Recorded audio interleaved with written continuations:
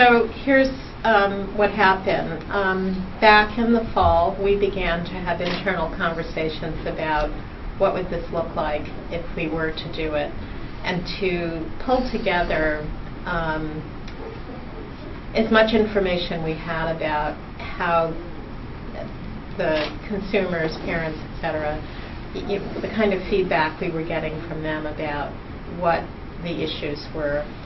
We pulled together all of our agencies who provide any type of children's services to get a better sense of, to do an inventory. What are the services we're providing? How do they relate to each other? How can we currently interact with each other? That took at least 3 months, I would say. Began to look at the budget issues, statutory issues related to the way that services were defined in legislation. Once we started doing that, it became crystal clear to me, quite frankly, that by statute the state has really 2 obligations. One is for kids who are abused and neglected to either work with their families and make sure that their families progress enough in their ability to care for a child that they can be there safely, or to remove that child and put the child in foster care.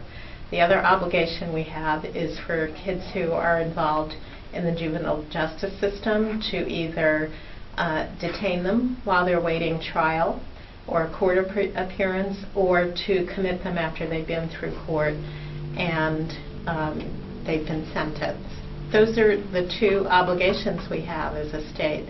I'll just add that through the Children's Mental Health Initiative and the Rosie D. lawsuit against prior administrations, we also have a court order to provide children's mental health services to kids who qualify for Medicaid.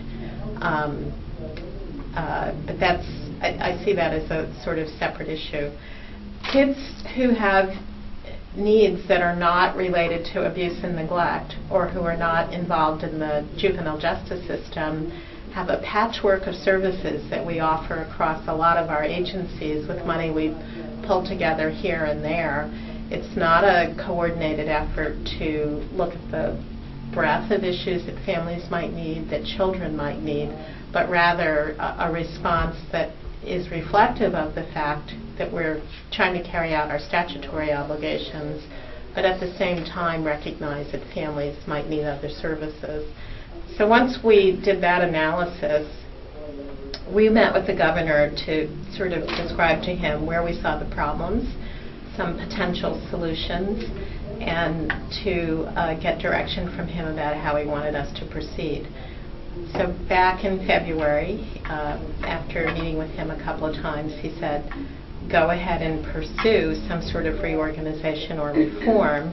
And so we began that process by meeting with legislators, actually first out, to describe what we saw as the problem, to debrief them on what we found in terms of the types of services we're delivering, and to propose some changes that we thought would help to solve the issue. We then began having large group meetings with children advocates, and I think as more and more people got involved, we've certainly heard from them, but right now we're in the process of meeting one-on-one with individual groups or advocates. We're traveling around the state to discuss the issue and get people's input on, well, what do you think the problem is? What do you think the potential solution is?